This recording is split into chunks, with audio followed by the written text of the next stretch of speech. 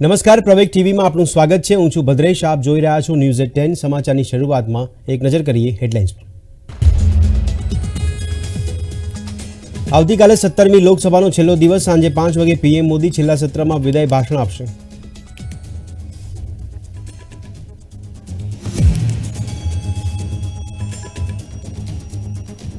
વડાપ્રધાન મોદીએ સાંસદો સાથે સંસદની કેન્ટીનમાં લંચ કર્યું। સાંસદોને હળવી પળોમાં જીવનશૈલી વિશે આપી માહિતી।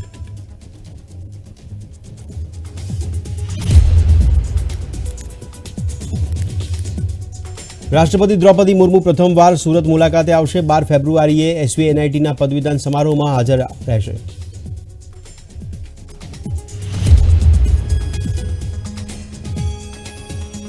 આવતીકાલે સીએમ ભૂપેન્દ્ર પટેલ અંબાજી મુલાકાતે। પીએમ મોદી વર્ચ્યુઅલી પીએમ આવાસ યોજનાનું કરશે લોકાર્પણ।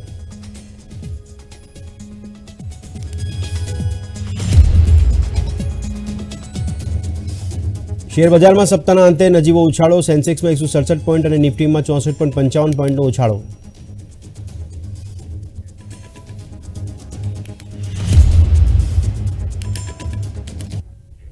અને હવે સમાચાર જોઈએ વિગતવાર। 9મી ફેબ્રુઆરી શુક્રવારના રોજ સંસદના બજેટ સત્રનો અંતિમ દિવસ હતો।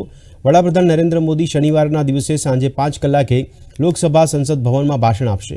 વડાપ્રધાનના ભાષણ સાથે લોકસભા સમાપ્ત કરવાનો પ્રસ્તાવ છે।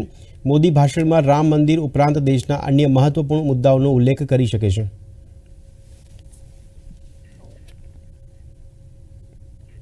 વડાપ્રધાન નરેન્દ્ર મોદીએ શુક્રવારે સંસદની કેન્ટીનમાં સાંસદો સાથે લંચ કર્યું હતું।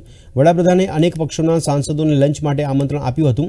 NK પ્રેમચંદ્રન, BJD સાંસદો સુસ્મિતા પાત્રા, પેગ્નોન કોનિયાક અને એલ મુરુગુન, હિના ગાવિત તથા જામ્યાંગ શેરીન નામગ્યાલ સંસદની કેન્ટીનમાં લંચ માટે વડાપ્રધાન સાથે જોડાયા હતા। પીએમ મોદીએ પોતાના જીવનશૈલીને લઈને વાતચીત કરી હતી, જેમાં તેમણે જણાવ્યું હતું કે તેઓ ક્યારે જાગે છે, ક્યારે ઊંઘે છે અને કહ્યું હતું કે તેઓ રાત્રે માત્ર 3.5 કલાક જ સૂઈ જાય છે અને સૂર્યાસ્ત પછી કંઈ ખાતા નથી।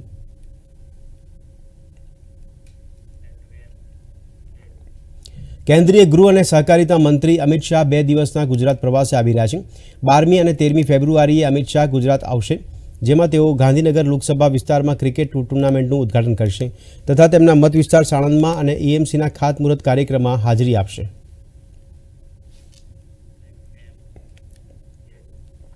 દેશના રાષ્ટ્રપતિ દ્રૌપદી મુર્મુ પ્રથમ વખત સુરતની મુલાકાતે આવશે।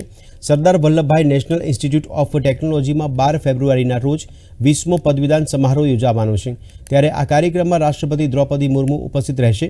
પદવીદાન સમારોહમાં SVNITના કુલ 1434 વિદ્યાર્થીઓને પદવી એનાયત કરવામાં આવશે। આ કાર્યક્રમમાં ગોલ્ડ મેડાલિસ્ટ 23 વિદ્યાર્થીઓને રાષ્ટ્રપતિના હસ્તે મેડલ એનાયત કરવામાં આવશે। સંસ્થા દ્વારા જણાવ્યા અનુસાર દ્રૌપદી મુર્મુની સાથે રાજ્યપાલ આચાર્ય દેવવ્રતને પણ આ કાર્યક્રમ માટે આમંત્રિત કરવામાં આવ્યા છે। Is going to come as a guest of honor.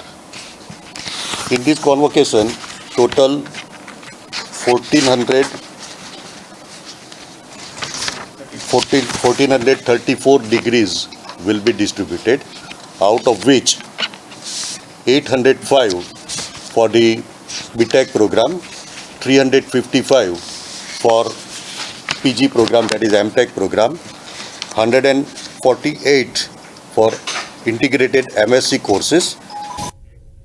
શનિવારના રોજ ગુજરાતના મુખ્યમંત્રી ભૂપેન્દ્ર પટેલ અંબાજી જઈ શકે છે। મુખ્યમંત્રી ભૂપેન્દ્ર પટેલ 9મી ફેબ્રુઆરીના રોજ બનાસકાંઠાની મુલાકાતે પહોંચશે। ત્યાં સીએમ અનેક કાર્યક્રમમાં ઉપસ્થિત રહેશે। અંબાજીમાં વડાપ્રધાન નરેન્દ્ર મોદીના હસ્તે વર્ચ્યુઅલ માધ્યમથી પ્રધાનમંત્રી આવાસ યોજનાનું લોકાર્પણ કરવામાં આવશે। લાભાર્થીઓ સાથે સંવાદ અને ગૃહ પ્રવેશ પૂજા પણ કરવામાં આવશે અને શ્રી શક્તિ સેવા કેન્દ્રમાં પ્રધાનમંત્રી રોજગાર યોજનાને લઈને લાભો વિતરણ કરવામાં આવશે। અમારા શ્રી શક્તિ સેવા કેન્દ્ર માટે એક સૌભાગ્યનો દિવસ છે કે અમે લોકો ગત અનેક વર્ષોથી અહીંયા કાર્ય કરી રહ્યા છીએ। એના અંતર્ગત 200 જેવા મકાનો અમે લોકોએ PM આવાસ યોજનામાં જલોત્રા અને કુંભારિયામાં નિર્મિત કર્યા છે, જેનો કાલે લોકાર્પણ માનનીય CM અમારા ભૂપેન્દ્રભાઈના હસ્તે થવાનું છે અને એ દિવસનું અમને ઘણા દિવસથી ઇંતજાર પણ હતું અને એની સાથે સાથે અહીંયા નારી સશક્તિકરણ માટેનું એક આખો સ્ટ્રક્ચર ઊભો કરવામાં આવ્યો છે, જેમાં અહીંયાની કરીબ 450 જેવી આદિવાસી બહેનોને રોજગાર આપવા માટે દોના બનાવવાનો આખો એક સ્ટ્રક્ચર છે, પછી અગરબત્તી માટેનું છે, માટી કામ માટેનું છે, ચરખા ઉપર ગુજરાતના પ્રવાસે પધારેલા ફિજીના નાયબ વડાપ્રધાન અને નાણામંત્રી બિમન પ્રસાદ અને ડેલિગેટ્સનું અમદાવાદ એરપોર્ટ ખાતે પ્રોટોકોલ મંત્રી જગદીશ વિશ્વકર્માએ ઉષ્માસભર સ્વાગત કર્યું હતું. અમદાવાદ એરપોર્ટ પર શહેરના મેયર પ્રતિભા જૈન, જિલ્લા કલેક્ટર, રાજ્યના ચીફ પ્રોટોકોલ ઓફિસર જવલંત ત્રિવેદી તેમજ જોઈન્ટ કમિશનર બ્રિજેશ ઝા સહિતના ઉચ્ચ અધિકારીઓ ઉપસ્થિત રહીને નાયબ વડાપ્રધાન અને ડેલિગેટ્સને આવકાર્યા હતા. मुझे बहुत ही खुशी हो रही है. मैं भारत का अभी दौरा कर रहा था, दिल्ली से होकर गोवा, गोवा से होकर अयोध्या और अयोध्या से अब अहमदाबाद गुजरात में. ये जो इवेंट गुजराती प्रवासी इवेंट है, ये हम लोगों के लिए जो पीपल ऑफ इंडियन ओरिजिन है, भारतीय मूल के लोग जो दुनिया में कोने कोने में बसे हुए हैं, उनमें हमारे जो गुजरात समाज के लोग हैं बहुत ही प्रोमिनेंट हैं. उनकी कंट्रीब्यूशन, योगदान जहाँ पर भी दुनिया में वो हैं बहुत ही विशेष है.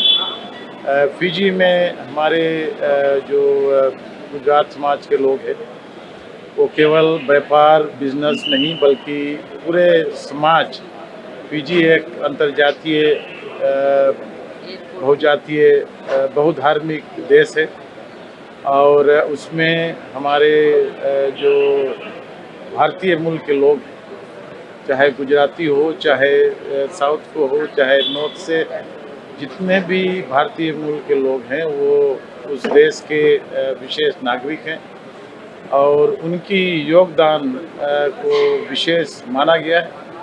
और मुझे बहुत ही खुशी हो रही है कि मैं इस कार्यक्रम में भाग लूँगा और गुजरात से गुजरात की जो डेवलपमेंट है, यहाँ से गुजरात की जो संबंध फिजी से है वो विशेष है और यहाँ से हम चाहते हैं कि और हमारी संबंध मजबूत हो. यहाँ से जो इन्वेस्टर्स हैं उनको हम ले जाएं, यहाँ से जो घूमने के लिए जाना चाहते हैं. फिजी अत्यंत सुंदर देश है जहाँ पर बहुत सारे टूरिस्ट घूमने के लिए जाते हैं. तो इन सभी विषयों पर मैं अलग अलग जो लोग हैं उनसे बात करूँगा और मेरा विशेष उद्देश्य रहेगा कि उनको प्रोत्साहित करें ताकि फिजी में आकर भी और पूंजी लगाएं, फिजी को में घूमने के लिए आए और फिजी और गुजरात और यूँ कहीं फिजी और भारत की जो संबंध है उसको हम और मजबूत करें.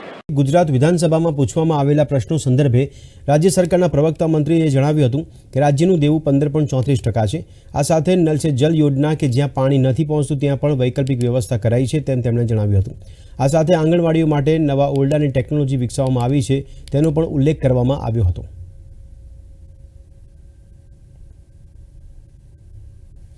સરકારે 2024 ડિસેમ્બર સુધીમાં આ યોજના અમલ થાય એની કાર્ય ચાલુ પણ કરી દીધું છે. આખી પ્રક્રિયા ચાલુ છે અને ડિસેમ્બર 2024 સુધી નિર્ધાર કર્યો છે કે દરેક જગ્યાએ ગુજરાતમાં દિવસે આપણને વીજળી મળી જાય. મેં વિધાનસભામાં પણ એનો જવાબ આપ્યો. મજબૂત થવા માટે અને મજબૂત એટલે કે પોતાની કેપેસિટી પ્રમાણે રીપેમેન્ટ કરી શકીએ એ પ્રકારનું દેવું આપણે કરી રહ્યા છીએ.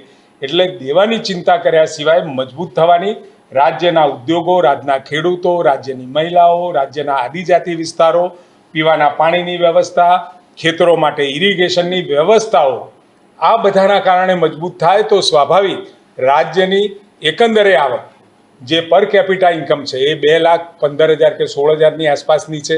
એટલે વ્યક્તિ મજબૂત થાય તો રેવન્યુ પણ જનરેટ થાય અને રેવન્યુ જનરેટ થાય તો એ દેવું આપણે પૂરું કરી શકીએ. ગુજરાત વિધાનસભામાં ચાલી રહેલા બજેટ સત્ર દરમિયાન પાટણના કોંગ્રેસી ધારાસભ્ય ડોક્ટર કિરીટ પટેલે ગૃહમાં કેટલાક મુદ્દા ઉઠાવ્યા હતા. આવો સાંભળીએ. સરકારનું જે બજેટ છે એનાથી વધુ દેવાવાળું બજેટ નાણામંત્રી દ્વારા રજૂ કરવામાં આવ્યું. વિનંતી કરી કે ભવિષ્યની અંદર સરકારનું દેવું જે રીતે દર વર્ષે 50,000 કરોડથી વધે છે એ વધવું ના જોઈએ. બીજી બાબત કે હવે બજેટની અંદર કહ્યું છે કે અમે સરકાર ગુજરાતની પ્રજા ઉપર 1 પણ કરોડ રૂપિયાનો કરવેરા નાખ્યા નથી. સરકારના જ આંકડા બતાવે છે કે 2020-21ની અંદર સરકારની કરવેરાની આવક એ 70,300 કરોડ રૂપિયા હતી અને માત્ર 4 વર્ષની અંદર એ આવક 1,49,00,000 કરોડ રૂપિયાથી વધુ થઈ. એ જ બતાવે છે કે છેલ્લા 4 વર્ષની અંદર કરવેરાની આવક એ 100%થી વધી છે. તો આજે ઉનાના કોંગ્રેસ પક્ષના પૂર્વ ધારાસભ્યએ કોંગ્રેસના આગેવાનોની એક મિટિંગ બોલાવી હતી. જે બાદ કોંગ્રેસ આગેવાનોએ ઉના જે પ્રાંત અધિકારી છે તેને પીઆઈ સહિતના આરોપીઓને ન પકડવામાં ઉદાસીનતા બાબતે આવેદન આપ્યું હતું. 1 મહિના અગાઉ પીઆઈ, પીએસઆઈ અને વચેટિયા ત્રણેય વિરુદ્ધ ગુનો દાખલ થયો હતો. ત્યારે વચેટિયા આરોપી નિલેશ ઝડપાયો હતો, જ્યારે આ કેસના આરોપી પીઆઈ નિલેશ ગોસ્વામી અને પીએસઆઈ નિલેશ તડવી હજુ ફરાર છે. કાર્યક્રમમાં પ્રદેશના નેતૃત્વના આગેવાનોની હાજરીની અંદર ઉના શહેર અને ઉના તાલુકા તથા ગીરગઢડા તાલુકામાં જે પ્રકારે છેલ્લા સમયમાં અસામાજિક પ્રવૃત્તિ વિના બે રોકટોક ખુલ્લમ ખુલ્લા રાજકીય ક્ષેત્રની સાથે ભાગીદારીથી જે રીતે મહેસૂલ હોય કે પોલીસ ડિપાર્ટમેન્ટ હોય ભાગીદારીથી જે રીતે આ અસામાજિક પ્રવૃત્તિઓ ચાલે છે તેના કારણે ઉનામાં અશાંતિ પેદા થઈ એ સ્થિતિનું નિર્માણ થવા પામ્યું છે. અને સાથોસાથ તાજેતરમાં અહેમદપુર માંડવી સાથે એસીબી દ્વારા જે તોડકાંડનો પર્દાફાશ કરવામાં આવ્યો છે, એસીબી દ્વારા ફરિયાદ કરવામાં આવી છે. ફરિયાદ કર્યા પછી માત્ર ને માત્ર એક જ ખાનગી વહીવટદારની ધરપકડ કરવામાં આવી છે. મુખ્ય સૂત્રધારો જે એન કે ગૌસ્વામી જે ઉના પીઆઈ તરીકે હતા અને એએસઆઈની આજે 1.5 મહિનો થયા પછી પણ હજી એની ધરપકડ કરવામાં નથી આવી. લીંબડી નિંબાર્ક પીઠ મોટા મંદિર પ્રાણ પ્રતિષ્ઠા મહોત્સવ અંતર્ગત ભવ્ય શોભાયાત્રા યોજાઈ હતી. મોટા મંદિર, ગ્રીન ચોક, રાજકવિ સરોવરિયા, હનુમાનજી, ચબુતરા ચોક, ભલગામડા ગેટ સહિતના વિસ્તારો સહિત મુખ્ય માર્ગો પર શોભાયાત્રા કાઢવામાં આવી હતી. સંતો, મહંતો સહિત સેવકગણ અને શહેરીજનો મોટી સંખ્યામાં શોભાયાત્રામાં જોડાયા હતા. શ્રી ગૌધામ મહાતીર્થ પથમેળા સંચાલિત વેદલક્ષણા ગૌપ્રસાદ વાહિનીના શુભારંભ સમારોહનું આયોજન કરવામાં આવ્યું હતું. અમદાવાદના જરૂરિયાતમંદ વિદ્યાર્થીઓ અને લોકોને ₹5 દીઠ કઢી અને ખીચડી આપવાનો નવતર પ્રયાસ હાથ ધરવામાં આવ્યો છે. કેશર માનવતા રાજુભાઈ જોશી દ્વારા કુલ 10 વેદલક્ષણા રથનું દાન કરવામાં આવ્યું છે. માનવ સેવા એ જ પ્રભુ સેવાને સાર્થક કરવા પથમેળા ગૌશાળા દ્વારા નવતર પ્રયાસ હાથ ધરવામાં આવ્યો છે. શ્રી સુરભી શક્તિપીઠ જગ્યા પર વિશ્વનું પ્રથમ ગૌ મંદિર નિર્માણ કરવામાં આવશે. આ મંદિરની વિશેષતા એ છે કે ગર્ભગૃહમાં ભગવાનની મૂર્તિને બદલે સાક્ષાત ગાયની પૂજા અર્ચના કરવામાં આવશે. સાથે સાથે અમદાવાદના જરૂરિયાતમંદ વિદ્યાર્થીઓ અને લોકોને ₹5 દીઠે કઢી અને ખીચડી આપવાનો નવતર પ્રયોગ હાથ ધરવામાં આવ્યો છે. આ રથમાં ભોજનની સાથે સાથે વલોણાનું ઘી, દૂધ, છાશ, પાવડર, આયુર્વેદિક દવાઓ, મીઠાઈઓ જેવી પ્રોડક્ટ્સ પણ ઉપલબ્ધ હશે. આપણે જે જગ્યા ઉપર ઊભા છીએ ત્યાં આગામી દિવસમાં શ્રી સુરભી શક્તિપીઠ એટલે ગૌ માતાનું વિશ્વ લેવલનું પ્રથમ મંદિર બનવા જઈ રહ્યું છે, જ્યાં ઓરિજિનલ ગાય માતાની બંને ટાઈમ પૂજા અર્ચના થશે. અમારે ગોધામ માતીર્થ પથમેળાના સંસ્થાપક શ્રી પરમ શ્રદ્ધેય ગુરુશ્રી દત્તસણાનંદજી મહારાજની પ્રેરણાથી અહીંયા મંદિર બનવા જઈ રહ્યું છે. મંદિરની સાથે સાથે સેવાના ભાવ સાથે અમદાવાદમાં જરૂરિયાતમંદ વિદ્યાર્થીઓ અને જરૂરિયાતમંદ લોકોને સાત્વિક ભોજન મળે, કઢી ખીચડીનો પ્રસાદ મળે એવા ઉમદા હેતુ માટે અમારા પરમ મિત્ર કેશર માનવતા રાજુભાઈ જોશી દ્વારા 2 દિવસ બાદ એમની સુપુત્રી રાજવીબેનના લગ્ન પ્રસંગે એક રથ તેઓ શ્રીએ સંસ્થાને દાનમાં આપ્યો છે. કેશર માનવતા રાજુભાઈ જોશીએ તેમની દીકરીના લગ્નમાં અનોખી પહેલ હાથ ધરી છે. કન્યાદાનના ભાગરૂપે 10 વેદલક્ષણા માનવ સેવા સમર્પિત રથનું દાન કરવામાં આવ્યું છે. લોકોમાં ગૌ સેવા પ્રત્યે જાગૃતતા લાવવા માટે નવતર પ્રયોગ હાથ ધર્યો છે. મારા લગ્ન પ્રસંગ નિમિત્તે અમે લોકોએ અહીંયા આગળ એક કેસર અન્નપૂર્ણાનો રથ ડોનેટ કર્યો છે, જેમાં અમે બહુ જ નોમિનલ રેટ્સ પર ખીચડી અને કઢી આપીએ છીએ તાકી કોઈનું બી માન સચવાઈ રહે. અને આજે આ પ્રસંગ ઉપર અમે લોકોએ ગૌશાળામાં આ ડોનેટ કરવાનું એટલે વિચાર્યું કેમ કે ગાય તો આખું વર્લ્ડનું નિર્માણ થયું એ પહેલાંના આવેલા છે, એટલે ગાય માતાને આપણે ભગવાનનો વાસ સમજીએ છીએ, તો એમનામાં જેટલું બી પોષણ છે એ બધું આપણને મળી રહ્યું છે, તો આપણે બી કંઈક પાછું આપવું જોઈએ.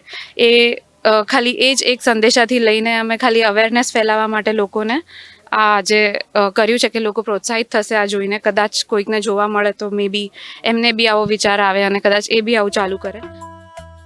સમાજમાં ગૌ સેવા તથા આયુર્વેદ પ્રત્યે જાગૃતતા લાવવાનો અનોખો અભિગમ અપનાવવામાં આવ્યો છે અને મોટી સંખ્યામાં લોકો આ અભિગમને સહયોગ કરી રહ્યા છે. કેમેરામેન આકાશ પરમાર સાથે મૌલિક પટેલ, પ્રવેગ ટીવી, અમદાવાદ. આંધ્રપ્રદેશના મુખ્ય પ્રધાન જગનમોહન રેડ્ડીએ વડાપ્રધાન નરેન્દ્ર મોદી સાથે મુલાકાત કરી હતી. પાર્ટીના સૂત્રોએ જણાવ્યું કે આ દરમિયાન તેમણે રાજ્ય માટે વિશેષ દરજ્જાની માંગ કરી છે. વડાપ્રધાન કાર્યાલય એટલે કે પીએમઓએ પણ જગનમોહન રેડ્ડી અને મોદી વચ્ચેની મુલાકાત અંગે ટ્વીટ કર્યું હતું. સ્પેશિયલ કેટેગરીના દરજ્જા માટે વર્ષ 2019ની રાજ્યની ચૂંટણીમાં પણ જીત મેળવનાર રેડ્ડીએ આ મુદ્દે અગાઉ પણ વડાપ્રધાન અને કેન્દ્રીય ગૃહપ્રધાન અમિત શાહ સાથે ઘણી બેઠકો કરી છે.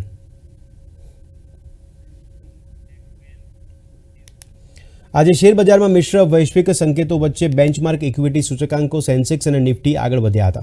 સેન્સેક્સ 167 પોઈન્ટ ઉછળીને 71,595 પર બંધ રહ્યો અને નિફ્ટી 64.55ના વધારા સાથે 21,782 પર સેટલ થયો હતો. સેન્સેક્સના 30 પેકમાંથી SBI, Sun Pharmaceutical, ICICI Bank, Axis Bank અને બજાજ ફાઇનાન્સ મુખ્ય લાભાર્થી હતા. Mahindra and Mahindra, Bharti Airtel, NTPC, Tata Steel અને ઇન્ફોસિસ સૌથી વધુ પાછળ રહ્યા હતા. Indian markets have been in the consolidation mode today, all thanks to the global factors and some muted cues from the domestic front. There was some good profit booking in the broader markets with PSU units, PSU enterprises leading the dent from the front. On the other hand, the PSU banks have shown some good momentum from the lower side. While still all marketing companies, the PSU owned stock or the government owned stocks have done pretty well on the lower side. નાણામંત્રી નિર્મલા સીતારમણે લોકસભામાં રજૂ કરેલા શ્વેતપત્રમાં કહ્યું હતું કે વર્ષ 2014માં દેશ સામે આર્થિક ક્ષેત્રે અનેક પડકારો હતા. યુપીએ સરકાર આર્થિક ક્ષેત્રે ખરાબ રીતે નિષ્ફળ રહી હતી. નાણાપ્રધાન નિર્મલા સીતારમણે ગુરુવારે લોકસભાના ટેબલ પર ભારતીય અર્થવ્યવસ્થા પર શ્વેતપત્ર રજૂ કર્યું હતું. આપણે જણાવીએ કે સરકારે 1 ફેબ્રુઆરીએ રજૂ કરેલા કેન્દ્રીય બજેટમાં જાહેરાત કરી હતી કે તે કોંગ્રેસની આગેવાની હેઠળની યુપીએ સરકારના 10 વર્ષના આર્થિક પ્રદર્શનની તુલના ભાજપની આગેવાની હેઠળની એનડીએ સરકારના 10 વર્ષ સાથે કરવા માટે શ્વેતપત્ર રજૂ કરશે. White paper has been laid on the table by a government which after 10 full years of pulling out an Indian economy which was in a state of fragile 5 to reach the stage of top 5 economy and on the verge of reaching top 3 position. It is a statement laid with responsibility so that the records of the Lok Sabha and the Rajya Sabha have the factual information on the economy. બિહારના પૂર્વ મુખ્યમંત્રી રાબડી દેવી, પુત્રી મીસા ભારતી અને હેમા યાદવને દિલ્હીની rouse avenue court તરફથી રાહત મળી છે. કોર્ટે રેલવેમાં નોકરીના બદલે જમીન કૌભાંડના કેસમાં ત્રણેયને 28 ફેબ્રુઆરી સુધી અંતરિમ જમાનત આપી છે. ત્યારે કેન્દ્રીય મંત્રી ગિરિરાજસિંહે કહ્યું હતું કે ભારત સરકાર પૂર્વાગ્રહને કારણે કામ નથી કરી રહી, કાયદો પોતાનું કામ કરશે. कानून अपना काम करेगा. नामे है उसका, क्या नाम है? Land for job. नामे ऐसा है, कहीं देखे हैं ऐसा नाम? जो लिए हैं तो बताएंगे कि नहीं लिए हैं. जो जैसा करेगा वैसा पाएगा. इसलिए भारत की सरकार किसी के ऊपर पूर्वाग्रह से नहीं काम करती, कानून अपना काम करता. તો હલ્દવાનીમાં કર્ફ્યુ લાદવામાં આવ્યો છે અને જોતા જ ગોળી મારવાના આદેશ જારી કરવામાં આવ્યા છે. અહીં ગેરકાયદેસર રીતે બાંધવામાં આવેલા મદ્રેસાને અને તેના પરિસરમાં નમાઝ અદા કરવા માટેના સ્થળને તોડી પાડવાને કારણે હિંસા ફાટી નીકળતા 2 વ્યક્તિના મોત થયા હતા અને 3 ગંભીર રીતે ઘાયલ થયા હતા. નૈનીતાલ જિલ્લાના મેજિસ્ટ્રેટ વંદના સિંહ અને વરિષ્ઠ પોલીસ અધિક્ષક પ્રહલાદ મીણાએ આ અંગે સંયુક્ત પત્રકાર પરિષદ યોજીને કહ્યું કે પોલીસે સ્વબચાવમાં બળનો ઉપયોગ કરવો પડ્યો હતો. કર્ફ્યુ લાદવામાં આવતા શહેરમાં પરિસ્થિતિ નિયંત્રણમાં છે અને લગભગ 1100 પોલીસ કર્મચારીઓ તૈનાત છે.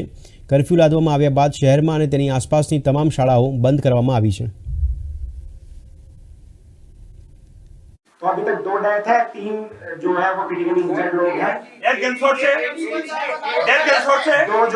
दो जो डेथ है वो गनशॉट की डेथ है. 400 के आसपास पुलिस कर्मचारी और लगे हुए हैं. तो अगर देखा जाए तो हल्द्वानी शहर में इस टाइम लगभग 1100 के आसपास पुलिस कर्मचारियों की तैनाती की गई है. देखिए अभी जो हमने चिन्हित किया अभी तक की जो है उसके हिसाब से लगभग 15-20 लोग ऐसे हैं जिन्होंने इस सारे मौत को भड़काने का काम किया है, बनपुरपुरा और हल्द्वानी शहर में माहौल खराब करने की कोशिश की है और इस मौत को यूज करते हुए स्टेट को और जिला प्रशासन को चैलेंज करने की कोशिश की है. तो ऐसे लोगों के खिलाफ हम एफआईआर कर रहे हैं और जिसमें ये जितने भी लोग हैं इनके खिलाफ पुलिस सख्त कार्रवाई करेगी. कोई आइसोलेटेड एक्टिविटी नहीं थी, ये कोई एक ही परिसंपत्ति को टारगेट करके करी हुई एक्टिविटी नहीं थी. ये पूरे काफी लंबे समय से हल्द्वानी के अंतर्गत सरकारी परिसंपत्तियों को अलग अलग क्षेत्रों में बचाने का, सुरक्षित करने का, अतिक्रमण मुक्त कराने का अभियान चल रहा है. ઇસરો હવે અત્યાધુનિક સેટેલાઇટ લોન્ચ કરવાની તૈયારીમાં છે. પૃથ્વી વિજ્ઞાન મંત્રાલય દ્વારા બનાવવામાં આવેલ ઇનસેટ 3DS ઉપગ્રહ 17 ફેબ્રુઆરી 2024ના રોજ લોન્ચ કરવામાં આવશે. શ્રી હરિકોટાના સતીશ ધવન સ્પેસ સેન્ટર ખાતે બપોરે 3:30 કલાકે GSLV રોકેટથી પ્રક્ષેપણ થશે. આ ઉપગ્રહને જીઓ સિન્ક્રોનસ ટ્રાન્સફર ઓર્બિટમાં તૈનાત કરવામાં આવશે. અહીં જણાવવાનું કે આ સેટેલાઇટનો મુખ્ય ઉદ્દેશ જમીન, સમુદ્ર, હવામાન અને ઇમરજન્સી સિગ્નલ સિસ્ટમ વિશે માહિતી આપવાનો રહેશે. તો આ હતા અત્યાર સુધીના સમાચાર. વધુ સમાચાર સાથે ફરી મળીશું. ત્યાં સુધી આપ જોતા રહો પ્રવેગ ટીવી. નમસ્કાર.